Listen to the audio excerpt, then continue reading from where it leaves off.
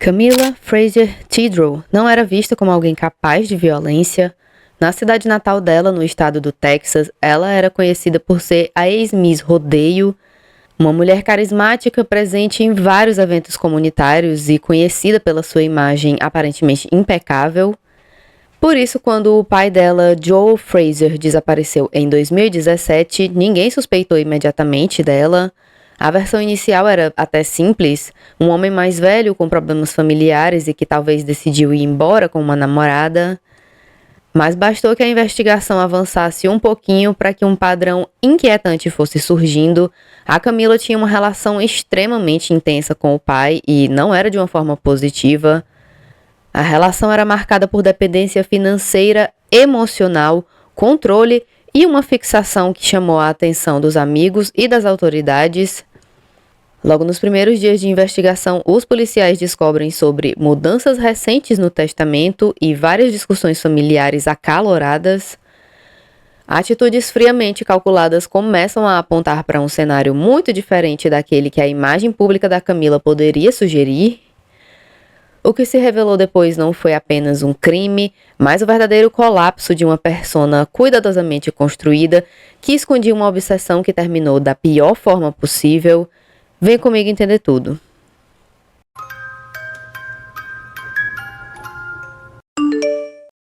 Oi, gente, eu sou a Rebeca, seja muito bem-vindo ou bem-vindo de volta ao Atrás da Fita. Como é que você tá hoje, hein, meu chuchu? Tudo bom? Eu cortei 5 dedos aqui das pontinhas do cabelo, fevereiro chegou, eu tô ano novo, vida nova, tô pronta pra começar o ano agora, sabe? Já deixa o seu like aí no começo do vídeo pra me apoiar e sem mais enrolação, vamos pro caso de hoje. Camilla Fraser nasceu em maio de 1979. Os pais dela se chamavam Donna e Joe Fraser. A família morava nessa cidade chamada Dalhart, no Texas, e eles trabalhavam muito duro para ter tudo o que eles tinham. Eles eram fazendeiros e com o trabalho duro de todo dia, o casal conseguiu criar 3 filhos. A filha mais velha era a Camilla, eles tinham um filho do meio chamado Jody e uma filha mais nova chamada Jamie. A diferença de idade entre a Camilla e a Jamie, ou seja, entre a mais velha e a mais nova, eram de vários anos, e às vezes dizem que isso pode afetar a relação dos irmãos, porque por eles não terem idades parecidas, às vezes eles não se conectam direito, eles estão em fases diferentes da vida, mas não era esse o caso aqui, ok? Desde o começo, a Camilla assumiu o lugar de protetora da Jamie, o que era bem peculiar, considerando o quanto a Camilla adorava ser o centro das atenções. Quando ela nasceu, o Joe mimou a filha de todos os jeitos possíveis, afinal ele era filho único, então ele estava meio que há muito tempo desejando ter a própria família, e quando a Camilla nasceu foi só alegria, não é mesmo?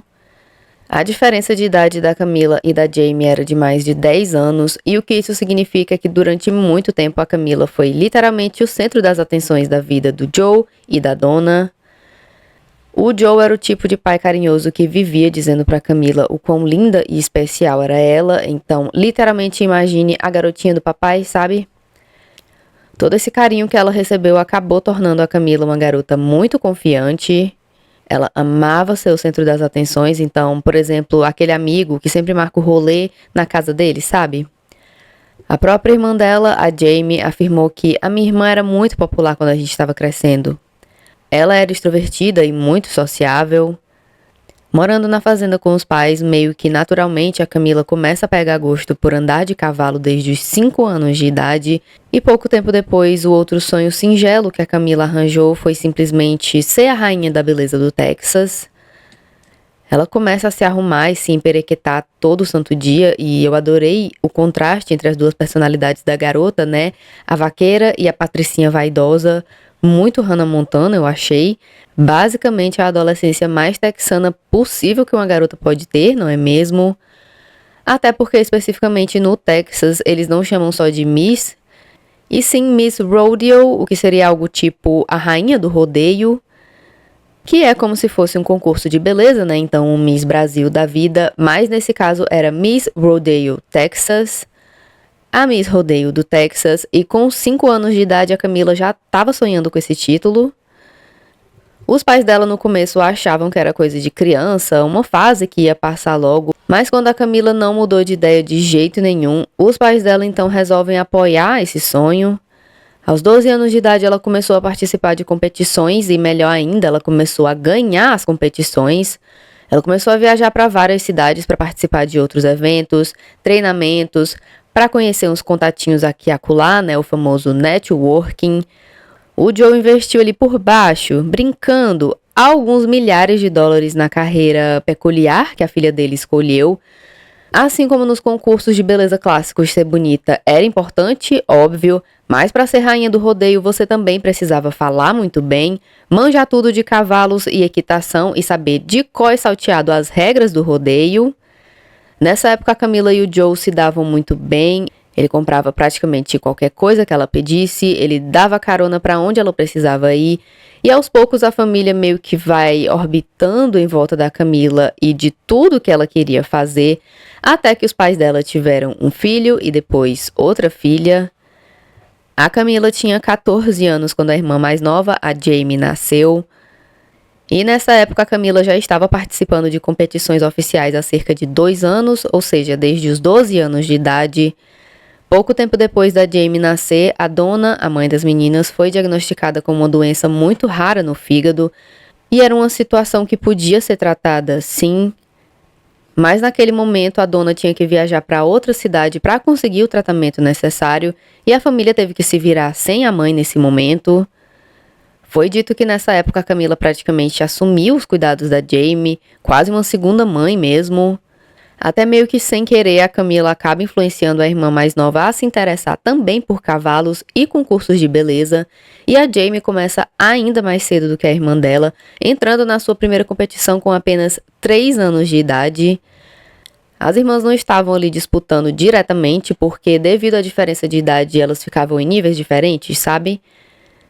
No ano de 1996, elas conseguiram um feito incrível e as duas irmãs venceram as suas respectivas competições. Para compensar todo o investimento do Joe na carreira das filhas, alguns concursos tinham prêmios em dinheiro para as ganhadoras, mas nem sempre, tá? Às vezes era algum produto ou algum vale-compras em alguma loja, sabe?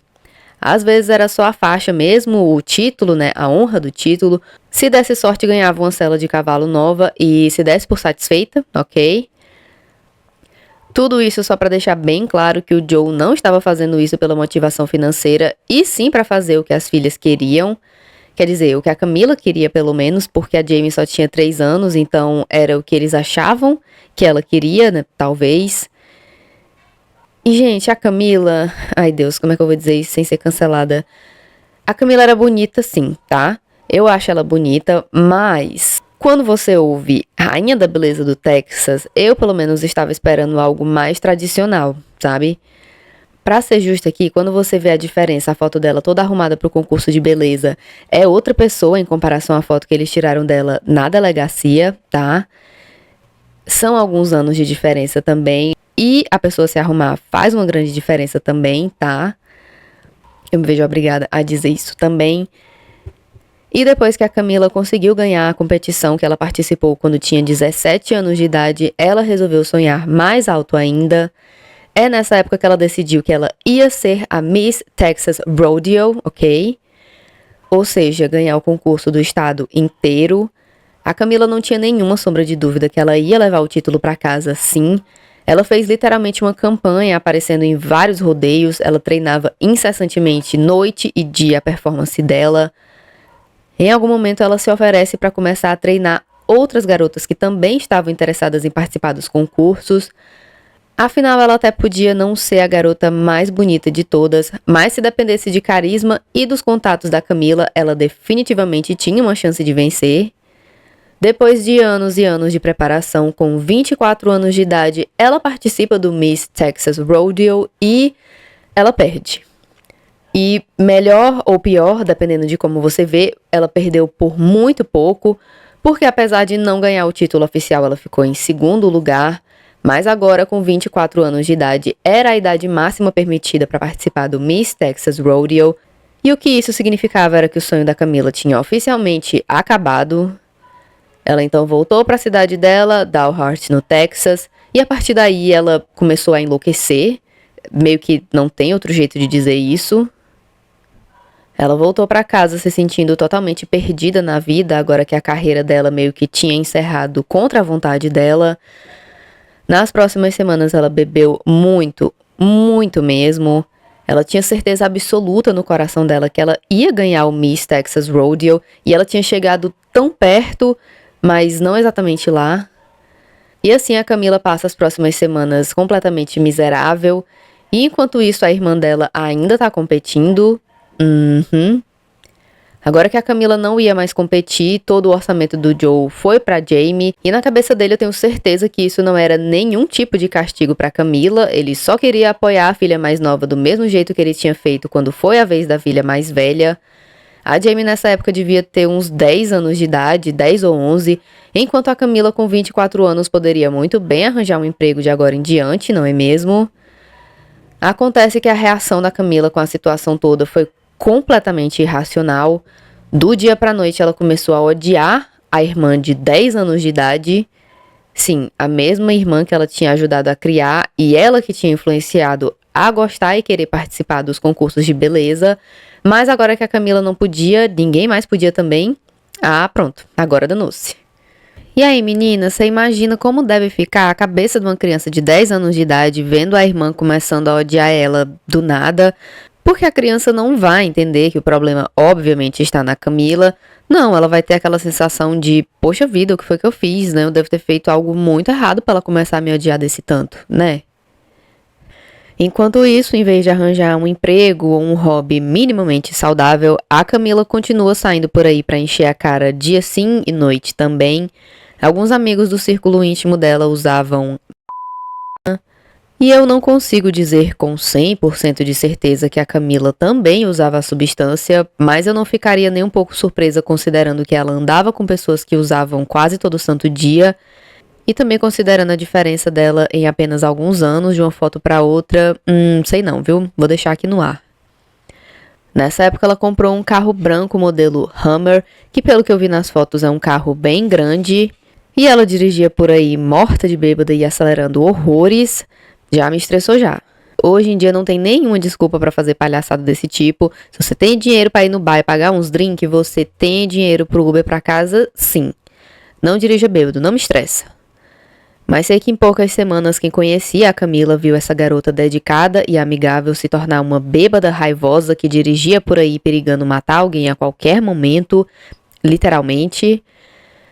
Na cabeça da Camila, perder a atenção do pai dela foi a pior coisa que já tinha acontecido, então ela não estava nem aí pra absolutamente mais nada.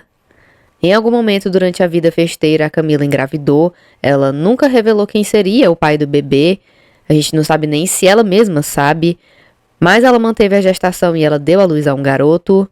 Alguns anos depois, em 2011, ela acabou casando com esse cara chamado Corey Tidrow.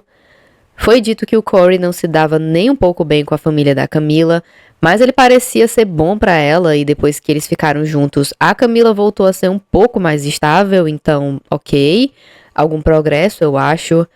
Eles se casam e as coisas pareciam bem por um tempo, até que em 2015 a doença no fígado da mãe da Camila voltou e dessa vez Donna Fraser não resistiu. Só para vocês terem uma noção, a essa altura já faziam anos que a Camila tinha perdido a competição dela e um pouco da sanidade também. Agora, a Jamie, a irmã que tinha 10 anos naquela época, já estava se preparando para ir para a universidade. E sei que com a morte da mãe dela, a Camila meio que voltou a surtar de novo e ela passou a culpar o pai dela pela morte da mãe. Oi? E segundo ela, a culpa seria do Joe porque ele colocou a Donna em cuidados paliativos, que até onde eu entendi é quando o tratamento para de focar em combater a doença ativamente e passa a focar apenas em deixar a pessoa o mais confortável possível, porque meio que não tem mais o que fazer. Se tiver uma enfermeira aí no chat e eu estiver falando besteira, pode me corrigir, tá? Sempre pode me corrigir se eu falar besteira, na verdade. Só sejam legais, ok? Enquanto isso, só de perder a esposa, o Joe já estava sofrendo horrores. Ele também começou a beber muito para tentar adormecer o luto. E aí, imagina nesse momento horrível ouvir essas barbaridades da própria filha. Gente, pelo amor de Deus, né? Em algum momento a Camila teria dito algo do tipo: quer saber? Eu vou resolver tudo. Eu vou voltar a morar com você. Ok, tudo bem que tem gente que tem mudança de humor súbito, mas poxa vida, né? Quem acredita que ela era secretamente obcecada pelo Joe afirma que tudo que a Camila fazia era um jeito de chamar a atenção dele, de um jeito ou de outro, positivo ou negativo, não importa. Então, se ela não conseguia mais a atenção dele de uma forma boa, agora ela ia brigar com ele e humilhar ele, ok? Pra gente maluca, todo tipo de atenção é válido e é inclusive aí que mora o perigo. Mas acabou que o Joe concordou que a Camila voltasse a morar com ele. Tadinho, né? Devia estar achando que ia ser uma coisa boa ter a filha de volta agora que ele tinha perdido a companheira de vida. Junto com a Camila, ela traz o Corey, o marido dela, e o filho que ela tinha. Segundo a Camila, tudo isso era para ela poder ficar de olho no pai e ajudar ele a superar esse momento difícil. Mas na prática, depois que eles se mudaram, o Joe começou a beber mais ainda. O jeito da Camila de ajudar o pai nesse momento era brigando com ele todo santo dia. A Jamie a essa altura já tinha desistido dos concursos de beleza e ela tinha escolhido ir para a universidade em vez disso. Se ela nunca gostou dos concursos tanto assim, ou se o ódio da irmã acabou fazendo ela desistir, a gente nunca vai saber. Depois de um tempo, o Joe voltou a procurar mulheres para ter um encontro com elas, e a Jamie não ficava exatamente feliz com a situação, mas a Camila simplesmente disse: eu tenho que aprovar todas as suas namoradinhas, senão nada feito. Mas o Joe já não tinha muita energia para ficar brigando com a filha mais velha, então a Camila meio que acaba conseguindo controlar a vida amorosa dele, ok? Em uma das várias brigas deles, ela teria dito pro pai: você tinha que ficar dentro de casa cuidando da sua família. Só que assim, né? O Joe meio que já fez isso. Se a filha mais nova já tá indo pra universidade, missão cumprida, pai. Mas era esse o argumento que a Camila usava numa tentativa de ter toda a atenção possível do pai dela. A Jamie estava na universidade vivendo a vida tranquilamente e algumas das candidatas à namorada do pai ela nem conheceu, enquanto a Camila estava literalmente fazendo a seleção por ele. Seria esse o novo concurso que ela criou na cabeça dela? Talvez, né? Você tem que entender que gente descompensada assim, o cérebro não funciona, o tic-tac não bate do jeito normal, sabe? Mas beleza, um dia quando ela estava quase se formando na universidade, a Jamie recebeu uma ligação do pai dela e ela foi lá visitar ele, óbvio. Ela foi na casa dele alguns dias seguidos e ninguém atendeu a porta. A casa parecia estar vazia, o que era bem esquisito para dizer o mínimo, afinal se o pai idoso dela não estava lá, onde raios que ele estava então? Na última visita que ela fez foi quando ela percebeu algumas coisas bem esquisitas e aí ela pensou, não, ele não tá só passeando em algum lugar e tem algo de muito errado acontecendo sim. No dia 11 de julho foi o dia que o Joe tinha ligado pra Jamie e ele começou a falar desse cavalo que tinha ficado doente. A Jamie foi até lá para ajudar ele com essa situação. Ela levou o cavalo até o médico veterinário e depois trouxe ele de volta 2 dias depois. E enquanto isso, ela reparou que a caminhonete do pai estava parada no mesmo lugar esse tempo todo. E não era que, ele deve estar visitando alguém, ele deve estar resolvendo alguma coisa durante o dia e eu tô me desencontrando com ele. Não, tem algo de muito bizarro acontecendo e é isso que a Jamie percebeu. Ela até demorou um pouco para se tocar da situação, porque ela tinha acabado de falar com o pai dela no telefone, então ela não achou que tinha nada de alarmante acontecendo. E aí ela foi resolver a situação do cavalo, enquanto ela achava que ele só devia estar ocupado com alguma coisa, e por isso ela demora alguns dias para realmente começar a ficar preocupada. Só no dia 14 de julho foi que ela ficou preocupada de verdade, quando ela entrou na casa e viu o chapéu, o cinto, as botas e a carteira do Joe casualmente jogados por ali, mas ele mesmo não estava em lugar nenhum. Só para constar que era o chapéu preferido dele, que estava abandonado por ali há alguns dias, e foi quando ela realmente ficou preocupada com o Joe, tá? No Texas, abandonar o chapéu preferido é realmente sinal de algo grave, sabe? A primeira coisa que ela fez foi entrar em contato com a Camila, a irmã dela, e perguntar: e aí, cadê o papai? O que foi que aconteceu? E a Camila só respondeu sei não, ó. E você lembra que ela disse que tinha se mudado pra ficar de olho no pai, né? Beleza. Foi esse momento então que a Jamie decidiu, beleza, então eu vou ligar pra polícia, né? E aí a Camila só respondeu, beleza, vai lá então. Não se ofereceu pra acompanhar, não perguntou mais nada. Alguns lugares dizem que o Joe foi dado como desaparecido no dia 13, outros lugares dizem que foi no dia 14, mas sei que no dia 17 a investigação foi oficialmente aberta. Os policiais vão lá, conversam com os vizinhos do Joe e possíveis testemunhas e, claro, eles conversam com a família dele também. No relatório oficial da polícia consta que o Joe tinha cerca de 1,85 de altura e pesava cerca de 81 quilos quando desapareceu. Ele foi visto pela última vez usando uma camiseta branca e laranja de botões, calça jeans, óculos e o seu chapéu de cowboy preferido, que era praticamente a marca registrada do Joe a essa altura.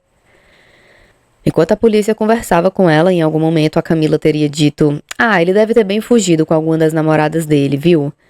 Eu não sei exatamente qual era a intenção da Camila com esse comentário, mas tudo que os policiais repararam foi no quanto ela parecia detestar a vida amorosa do pai dela. No final do dia 17, a polícia declarou que o Joe estava desaparecido de fato e foi colocada uma recompensa de $2.000 para quem trouxesse qualquer informação que ajudasse a polícia a encontrar o Joe. Nesse mesmo dia, a Jamie recebeu uma mensagem de texto bem esquisita. Para sua informação, a gente tá com ele agora e ele vai ser liberado quando você estiver pronta para colaborar. E o que ela fez com essa mensagem? Foi direto para a polícia, óbvio, e sob a orientação dos investigadores, a Jamie respondeu o suposto sequestrador dizendo que ela precisava de uma prova que o Joe estava bem, a famigerada prova de vida, não é mesmo? A resposta que ela recebeu foi: ele tá bem sim, confia, mas a gente só vai mandar uma foto depois que você mandar $1.000. Com a proporção que o caso estava tomando, a polícia local contatou os Texas Rangers para ajudar eles na investigação e rapidamente os Texas Rangers usam a perícia investigativa deles e eles descobrem que as mensagens na verdade estavam vindo da Europa. Algum golpista que tinha ouvido falar da história estava tentando ali ganhar $1.000 facinho. Ai, gente, sério, quem escolhe a carreira de enganar os outros por dinheiro me estressa tanto. E agora que o Texas Rangers estavam envolvidos no caso, foi a vez deles de ir atrás de possíveis testemunhas para tentar entender o que estava acontecendo ali. E claro que eles também vão conversar com a Camila e com o Corey. Logo de cara eles acham a atitude dela esquisitíssima demais. Em vez de estar preocupada com o pai sumido, ou talvez até chorando um pouco, ela parecia puta da vida. E não é nem que ela estava puta com o sumiço do pai dela, mas sim com o próprio pai dela. Ok? Durante a entrevista com os policiais, ela não consegue disfarçar nem um pouco o desgosto que ela estava sentindo e ela praticamente começa a desabafar sobre como o pai dela tinha essas namoradas horríveis, como ele estava sempre enchendo a cara por aí. Pronto, agora só ela que pode. Mas, rapaz, o Corey completa a história dizendo que a última vez que eles tinham visto o Joe, ele estava bebendo e até usando substâncias pesadas. Em algum momento ele teria dito: eu lembro que um dia desses ele disse que estava doido pra sair por aí porque as filhas dele eram um pé no saco. Basicamente, segundo a Camila e o Corey, o Joe era um bêbado, irresponsável, galanteador e que podia abandonar as filhas a qualquer segundo. Que mudança que seria do homem que tinha torrado milhares de dólares e viajado pra vários lugares só pra apoiar as filhas pequenas, né, menina? Mas beleza. Depois da Camila, eles vão atrás de conversar com os vizinhos do Joe, e uma das primeiras pessoas que eles encontram é essa mulher chamada Gail. A Gail conhecia o Joe há mais de 13 anos e ela conta que depois que a Camila tinha se mudado para a casa dele, eles estavam brigando todo santo dia. A Gail afirmou sem meias palavras: a Camila era uma vaca com ele. Me desculpe, mas ela brigava com ele, o tempo todo. Esse cara chamado Sammy conta a mesma história que eles já tinham ouvido da Camila. Ela chegou por aí um dia dizendo que o pai dela tinha sumido e ele devia ter fugido com alguma vagabunda pra encher a cara. Ok. Até que eles entrevistam esse moço chamado Benjamin Buck e é quando eles descobrem algo muito interessante.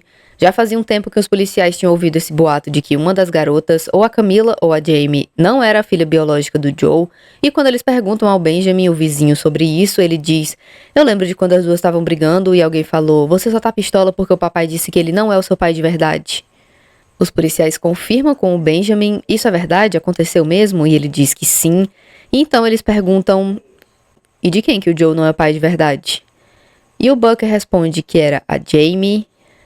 Ou seja, né, apesar dela não ser filha biológica, o Joe tratou a Jamie como se fosse e apoiou e cuidou dela tanto quanto a Camila. E na minha opinião, pai adotivo deveria ser assim, mas tudo bem. E, gente, se o Joe perdoou uma pulada de cerca da mulher, eu não entendi direito, mas sei que a Camila jogar isso na cara da irmã numa discussão, pra mim é de uma nojeira, uma ceborréia. Tipo assim, qual a culpa que a Jamie tem, sabe? E com todas essas informações que eles coletaram em apenas uma semana desde o desaparecimento do Joe, a polícia consegue um mandado de busca para a casa que a Camila e o Corey estavam morando e que na verdade era a casa do Joe, que eles tinham se mudado para lá. E graças a isso eles também têm acesso aos itens do Joe, como o iPhone e a carteira dele, basicamente qualquer coisa que pudesse ajudar a encontrar o Joe. Beleza, na investigação eles descobrem que recentemente a Camila, o Joe e a Jamie andavam brigando muito sobre a herança. A Camila encacetou que ela queria tudo que a mãe dela tinha deixado e mais.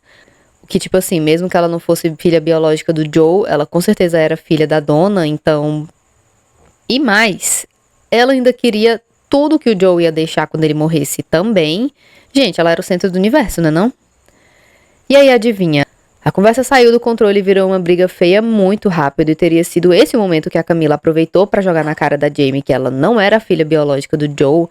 E foi assim que ela descobriu a notícia, inclusive. Sério. Com tudo isso, a imagem que os policiais começam a ter é de que a Camila era a garotinha número 1 do papai, até que ela começou a enlouquecer de ciúmes da irmã mais nova. A partir daí, a técnica que ela usou para se manter conectada com o pai era brigar todo santo dia. O Joe aguentou o comportamento pavoroso da Camila por muito tempo, afinal ele amava a filha, mas até a paciência dele um dia acabou e depois de todo esse estresse, ele ligou para o advogado e pediu que a Camila fosse oficialmente retirada do testamento dele. E ele também alterou o documento para que tudo que ele tivesse ficasse para Jamie. Eita!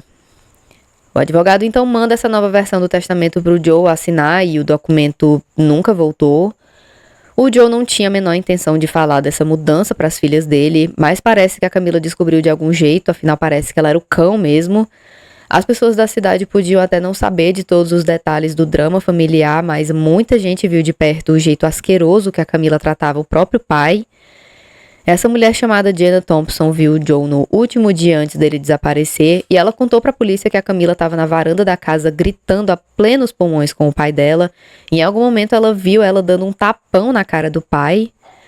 Ouvindo isso tudo, os policiais vão ficando cada vez mais desconfiados da Camila, mas eles não conseguem encontrar nenhuma evidência de fato do envolvimento dela com o sumiço do Joe. Por 3 meses, nada aconteceu até que eles receberam uma pista muito boa. A polícia recebeu uma ligação anônima de alguém dizendo que o corpo do Joe estava no incinerador do frigorífico da cidade. E como que essa pessoa sabia disso? Aparentemente a fofoca estava correndo solta na cidade pequena que eles moravam. E aí imagina, o povo via a Camila todo santo dia brigando com o pai dela, humilhando ele em praça pública, e aí um dia ele simplesmente desaparece. Esquisito, né? Pra ficar mais esquisito ainda, quando eles vão conferir o tal do frigorífico com o incinerador, ele fica bem no quintal do Benjamin Buck, o vizinho que a gente já mencionou aqui. Dessa vez eles aparecem na casa do Benjamin cheio de questionamentos baseados nas evidências que eles encontraram e quando apresentado com os fatos ele confessa tudo de uma vez na frente da polícia. Segundo o Benjamin, no dia 12 de julho, por volta das 4 horas da madrugada, ele teria recebido uma ligação da Camila e do Corey. Eles teriam pedido emprestado um barbante e um carrinho de mão, o que, considerando que eles moravam numa fazenda, não eram os itens mais suspeitos de pedir emprestado ao vizinho, mas 4 da manhã... Beleza. Ele disse que foi até a casa para deixar os itens e quando ele chegou lá, ele viu o Joe sem vida. Ele disse que ele viu sangue no teto e a Camila e o Corey estavam desesperadamente tentando se livrar da mancha. O Benjamin disse que não conseguia parar de encarar o Joe sem vida porque ele conhecia ele há tantos anos e ver ele ali totalmente parado e sem vida era bizarro. Depois de perceber que o Benjamin estava ficando perturbado com essa visão, a Camila e o Corey teriam coberto o corpo dele com um lençol e o próprio Benjamin também ajudou a cobrir o Joe e carregar ele até o carrinho de mão. Ok. Depois disso, ele levou a Camila e o Corey até o incinerador e mandou um "pode usar aí, galera". Achei um pouco peculiar essa reação de choque dele, eu não vou te mentir, mas eu realmente tento entender o que raios uma pessoa poderia estar pensando numa situação dessa. Porque eu, pelo menos, não consigo nem imaginar o que eu faria se fosse eu. Eu acho que eu iria ajudar alguém a carregar um corpo até um incinerador e mandar um "boa noite, galera". Não acho. Mas tudo bem. Bom lembrar que a Camila e o Corey provavelmente ainda estavam com a arma do crime por ali. A gente não sabe se eles chegaram a ameaçar o Benjamin de alguma forma. Ele podia ter acabado de usar alguma substância e 4 horas da manhã ele estava meio tonto ainda. Muitas coisas podem ter acontecido. E eu não confio em nenhum deles pra contar o que realmente aconteceu 100%. Então, assim, mesmo assim, eu tento muito levar em consideração que o Benjamin pode ter feito tudo isso temendo pela vida dele. Continua sendo um crime? Sim, continua sendo um crime, mas vale a pena pontuar isso aí, ok?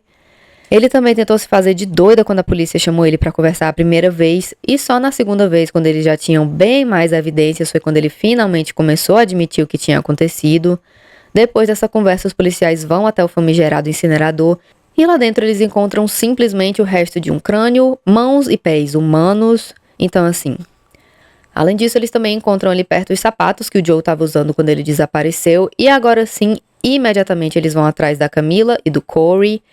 Eles encontram o casal num posto de gasolina enchendo o tanque e dentro do carro tinha várias mochilas e malas com todos os pertences deles.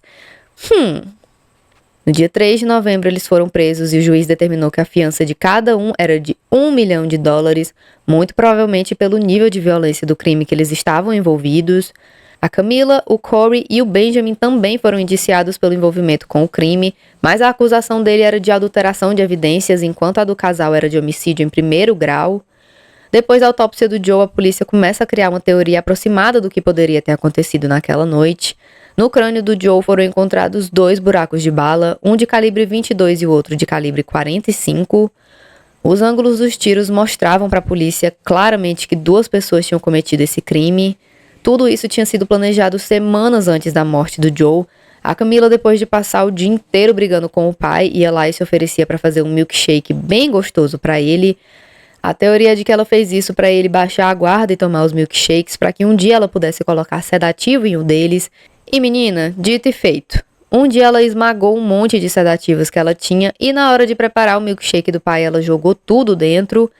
O Corey aceitou participar do crime pela motivação de dinheiro, não tem como dizer de outro jeito. Eu não sei exatamente o que a Camila falou sobre o testamento do pai, mas ela conseguiu convencer o Corey a ajudar ele a tirar a vida do Joe. Pelos ângulos dos buracos de bala, a polícia acreditava que o casal colocou o Joe sentado na cadeira e os dois, cada um de um lado, teriam atirado nele enquanto ele estava sedado e completamente incapaz de se defender.